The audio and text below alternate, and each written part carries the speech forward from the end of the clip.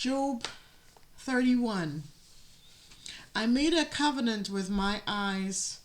How then can I entertain thoughts against a virgin? Let me flip you. What then would be one's lot from God above, one's heritage from the Almighty on high? Is it not misfortune for the unjust and disaster for those who work iniquity? Does he not see my ways and count all my steps?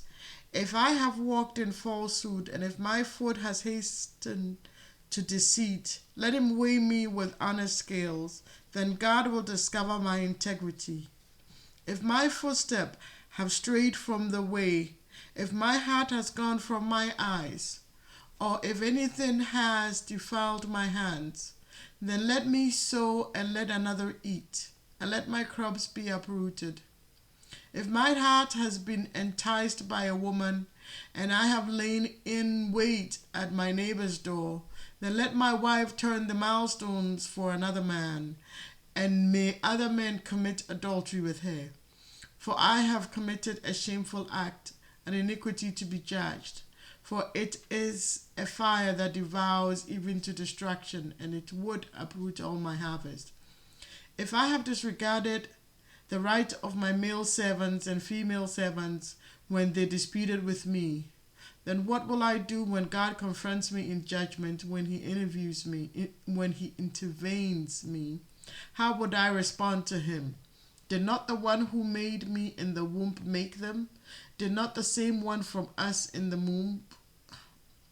Did not the same one form us in the womb? If I have refused to give the poor what they desired, or caused the eye of the widow to fail, if I ate my morsel of bread myself and did not share any of it with orphans, but from my mouth I raised the orphan like a child, and from my mother's womb I guarded the widow, if I have seen anyone about to perish for lack of clothing, as a poor man without a coat, whose heart did not bless me as he warmed himself with the fleece of my sheep, if I have raised my hand to vote against the orphan, when I saw my support in the court, and let my arm fall from the shoulder, let my arm be broken off the socket, for the calamity from God was a terror to me, and by reason of his majesty I was powerless. If I have put my confidence in gold and said to pure gold, you are my security, if I have rejoiced because of the extent of my wealth, or because of the great wealth my hand had gained, if I looked at the sun when it was shining and the moon advancing at a precious thing, so that my heart was secretly enticed, and my hand threw them a kiss from my mouth, then this also would be iniquity to be judged, for I would have been false to God. If I have rejoiced over the misfortune of my enemy, or exulted because calamity found him, I have not even permitted my mouth to sin by asking for his life through a curse. If the members of my household have never said, if only there were someone who has not been justified from Job's meat. But no stranger had to spend the night outside, for I opened my doors to the traveler. If I have covered my transgression as men do, by hiding iniquity in my heart, because I was terrified of the great multitude, and the contempt of families terrified me, so that I remained silent and would not go outdoors. If only I had someone to hear me. Here is my signature. Let the Almighty answer me. If only I had an indictment that my accuser had written, surely I would wear it proudly on my shoulder. I would bind it on me like a crown. I would give him an accounting of my steps like a prince. I would draw near to him. If my land cried out against me and all its pharaohs wept together, if I have eaten its produce without pain and caused the death of its owners, then let the thorns sprouting up in place of wheat, and in place of barley, nauseous weeds. The words of Job are ended.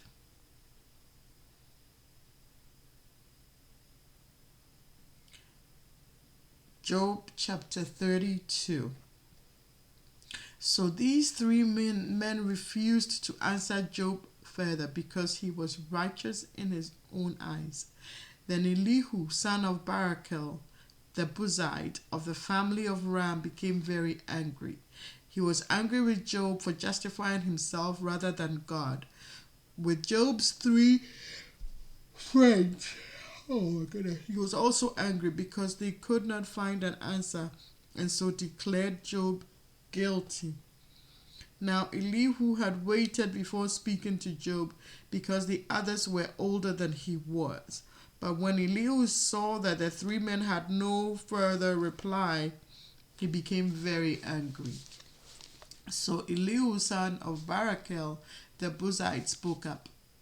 I am young, but you are elderly. That is why I was fearful and afraid to explain to you what I know. I said to myself, age should speak and length of years should make wisdom known. But it is a spirit in people, the breath of the Almighty, that makes them understand.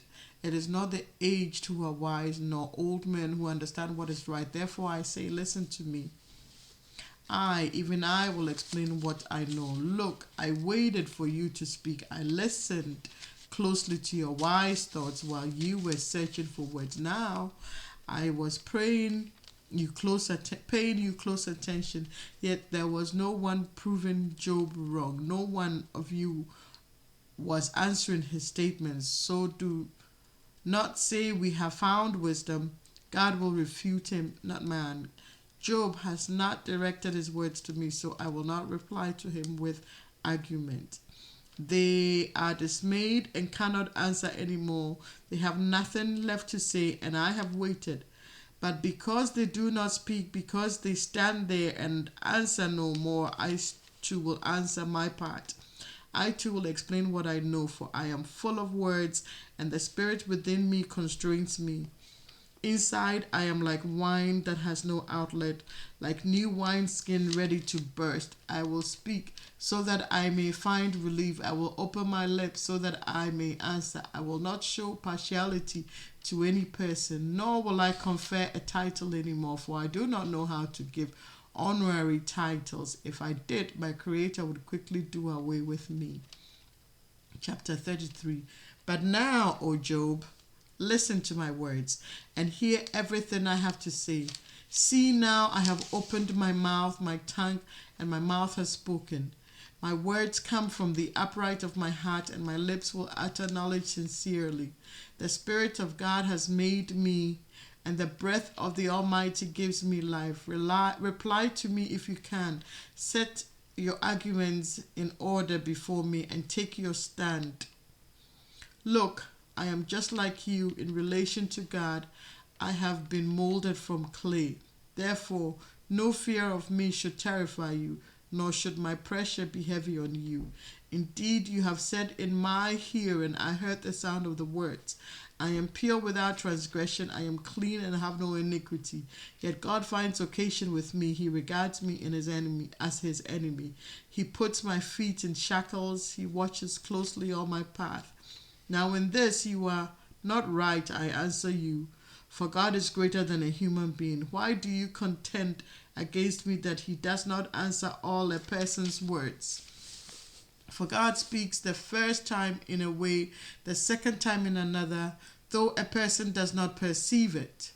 In a dream, a night vision, when deep sleep falls on people as they sleep in their beds, then he gives a revelation to people and terrifies them with warnings to turn a person from his sin and to cover a person's pride. He spares a person's life from corruption, his very life from crossing over the river, or a person is chastened by pain in his bed and with the continual strife of his bones, so that his life loathes food and his soul rejects appetizers rare. His flesh waits away from sight, and his bones which are not seen are easily visible. He draws near to the place of corruption, and his life to the messengers of death. If there is an angel beside me, one mediator out of 1,000, to tell a person what constitutes his uprightness, and if God is gracious to him and says, spare him from going down to the place of corruption, I have found a ransom for him. Then his flesh is covered like a youth is. He returns to the days of his youthful vigor. He entreats God, and God delights him. He sees God's face with rejoicing, and God restores him to righteousness. That person sings to others, saying, I have sinned and falsified what is right, but I have not punished according to what I deserved. He redeemed my life from going down to the place of corruption, and my life sees the light.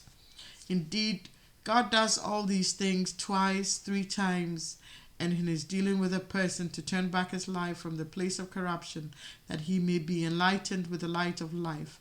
Pay attention, Job, listen to me. Be silent, and I will speak. If you have any words, reply to me. Speak, for I want to justify you. If not, you listen to me. Be silent, and I will teach you wisdom. Chapter 34. Elihu answered, Listen to my words, you wise men. Hear me, you learned men. For the ear assesses words as the mouth tastes food. Let us evaluate for ourselves what is right. Let us come to know among ourselves what is good. For Job says, I am innocent, but God turns away my right. Concerning my right, should I lie? My wound is incurable. Although I am without transgression, who is there like Job, who drinks derision like water? He goes about in company with evildoers. He goes along with wicked men, for he says, it does not profit a man when he makes his delight with God. Therefore, listen to me, you men of understanding. Far be it from God to do wickedness, from the Almighty to do evil. For he repays a person for his work, and according to the conduct of a person, he causes the consequences to find him. Indeed, in truth, God does not act wickedly, and the Almighty does not pervert justice. Who entrusts him to the earth, and who puts him over the whole world? If God were to set his heart on it, and gather in his spirit and his breath, all flesh would perish together, and human beings would return to dust. If you have understanding, listen to this. Hear what I have to say. Do you really think that one who hates justice can govern? And would you declare guilty the supremely righteous one who says to a king, worthless man, and to nobles, wicked man, who shows no partiality to princes, and does not take note of the rich more than the poor, because all of them are the work of his hands? In a moment they die. In the middle of the night, people are shaken and they pass away. The mighty are removed effortlessly, for his eyes are on the ways of an individual. He observed all a person's steps. There is no darkness and no deep darkness where evildoers can hide themselves. For he does not still consider a person that he should come before God in judgment. He shatters the great without iniquity and sets up others in their place. Therefore he knows his deeds are overthrown. His deeds, he overthrows them in the night, and they are crushed. He strikes them for their wickedness in a place where people can see, because they have turned away from following him and have not understood any of his ways. So that they caused the cry of the poor to come before him, so that he hears the cry of the needy. But if God is quiet, who can condemn him? If he hides his face, then who can see him? Yet he is over the individual and the nation alike, so that the godless man should not rule and not lay snares for the people. Has anyone said to God, I have endured chastisement and I will not act wrongly anymore? Teach me what I cannot see. If I have done evil, I will do so no more. Is it your opinion that God should compensate it because you rejected this? But you must choose, and not I. So tell us what you know. Men of understanding say to me, any wise man listening to me says that Job speaks without knowledge, and his words are without understanding. But Job will be tested to the end, because his answers are like those of wicked men. For he adds transgressions to his sin, and his midst he claps his hands and multiplies his words against God. I think they were just trying to find some kind of reasoning for Job's condition. But how can you reason God? Why does God do what he does?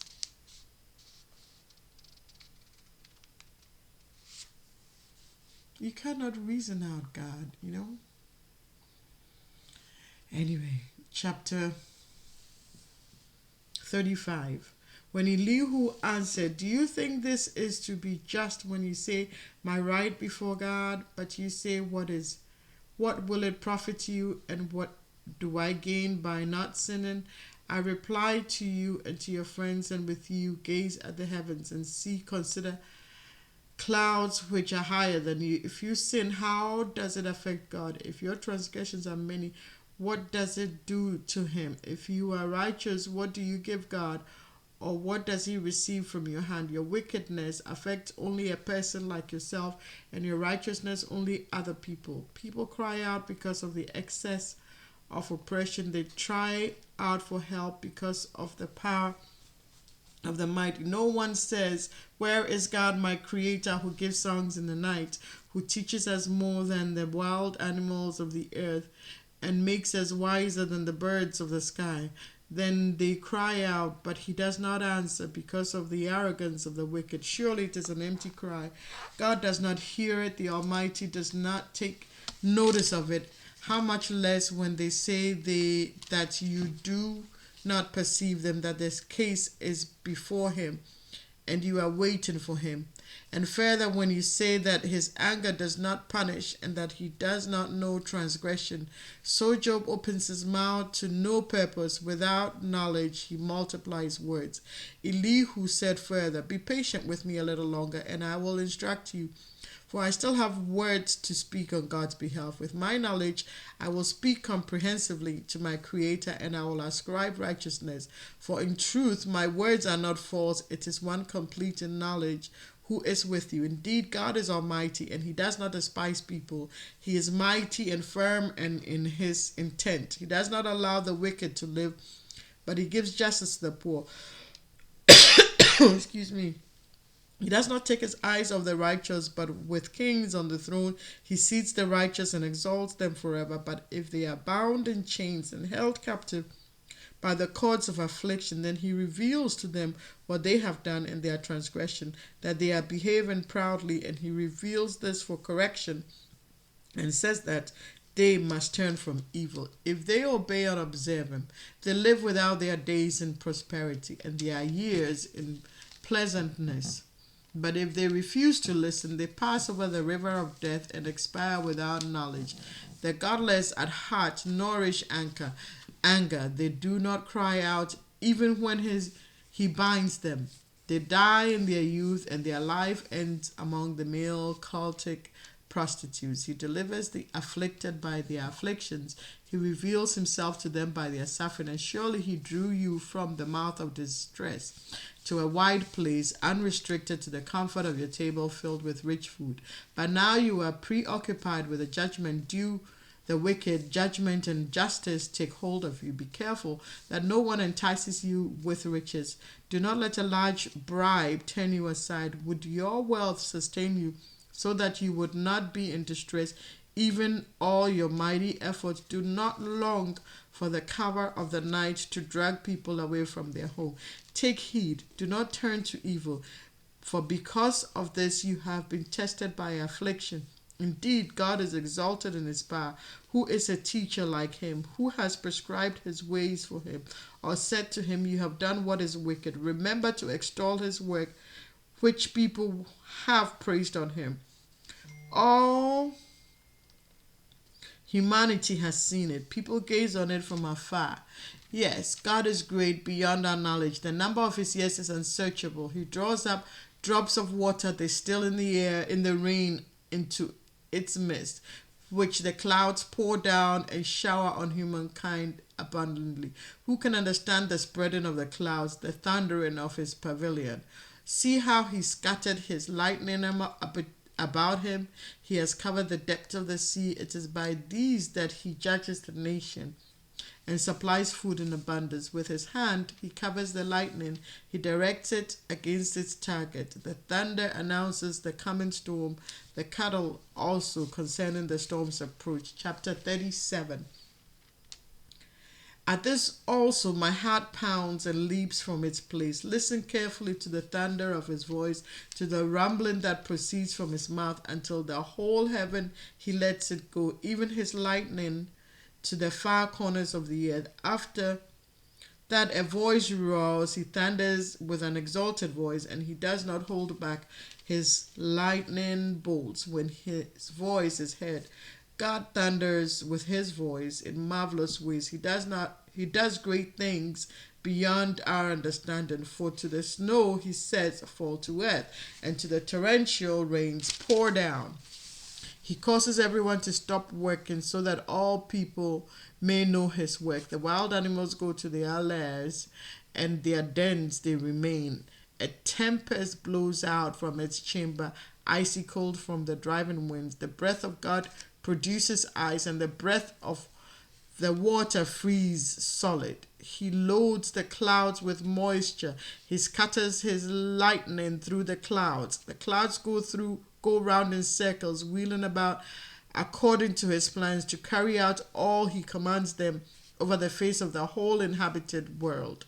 Whether it is for punishment or for his land or for mercy, he causes it to find its mark. Pay attention to this, Job. Stand still and consider the wonders God works. Do you know how God command them? How he makes lightning of flash? He makes lightning of flash in the storm cloud. Do you know about the balances of the cloud, that wondrous activity of him who is perfect in knowledge? You whose garment are hot when the earth is still because of the south wind, will you with him spread out the clouds, solid as a mirror of molten metal? Tell us what we should say to him. We cannot prepare a case because of the darkness. Should he be informed that I want to speak? If a man speaks, surely he will be swallowed up. But now the sun cannot be looked at. It is bright in the skies after a wind passed and swept the clouds away. From the north he comes in golden splendor. Around God is awesome majesty. For the Almighty, we cannot attain to him. He is great in power, but justice and abundance, righteousness, he does not oppress. Therefore, people fear him, for he does not regard all the wise in heart. Chapter 38. Then the Lord answered Job out of the world. Who is this who darkens counsel with words without knowledge? Get ready for a difficult task like a man. I will question you, and you will inform me. Where were you when I laid the foundation of the earth? Tell me if you possess understanding. Who sets its measurements, if you know, or who stretched a measuring line across it? On what were its bases set, or who laid its cornerstone? When the morning stars sang in chorus, and all the sons of God shouted for joy. Who shut up the sea with doors when it burst forth, coming out of the womb? When I came to the storm clouds its garment, and thick darkness its swaddling band. When I prescribed its limits, and set in place its bolts and doors. When I said, to here you may come, and no further. Here you proud waves will be confined. Who told the sun where to set in the morning? Oh, this is where it came from. Okay, so chapter 38, verse 10, it says, when I prescribed its limit and set in place its bolts and doors. And who told the moon, you can always come this far? And who told the... Okay, so to here you come and no further. Here, your proud waves will be confined. Have you ever in your life commanded the morning and made the dawn know its place, that it might seize the corners of the earth and shake the wicked out of it? The earth takes shape like clay under a seal. Its features are dyed like a garment. Then from the wicked the light is withheld, and the arms raised in violence and broken? Have you gone to the springs to fill the sea and walked out in the recess of the deep? Have the gates of death been revealed to you? Have you seen the gates of deepest darkness? Have you considered the vast expanses of the earth? Tell me if you know it all. In what direction does light reside and darkness? Where is its place, that you may take them to their borders and perceive their pathways to their homes? You know, for you were born before them, and the number of your days is great. Have you entered the storehouse of the snow and seen the armory of the hail, which I reserve for the time of trouble, for the day of war and battle? In what direction is lightning dispersed, or the east wind scattered over the earth? Who carves out a channel for the heavy rains, and a path for rumble and of thunder, to cause it to rain on an inhabited land, a wilderness where there are no human beings, to satisfy a devastated and desolate land, and to cause it to sprout with vegetation? Does the rain have a father, or who has fathered the drops of the dew? From whose womb does the ice emerge, and the frost from the sky? Who gives birth to it, and when the waters have become hard like stone, when the surface of the deep is frozen solid? Can you tie the bands of the plates, or release the cords of Orion? Can you lead out the constellation in their seasons, or guide the birds with their cubs? Do you know the laws of heaven, or can you set up their rule over the earth? Can you raise your voice to the clouds so the flood of water covers it? Can you send out lightning bolts and they go? Will they say to you, here you are? Who has put wisdom in the heart of, or has imparted understanding to the wind? Who by wisdom can count the clouds, and who can tip over the water jars of heaven when the dust hardens into a mass and the clumps of earth stick together? Do you hunt prey for the lioness and satisfy the appetite of the lions when they crouch on their dens, when they wait in ambush in the thickest? Who prepares prey for the raven when its young cry out to God and wander about for lack of food?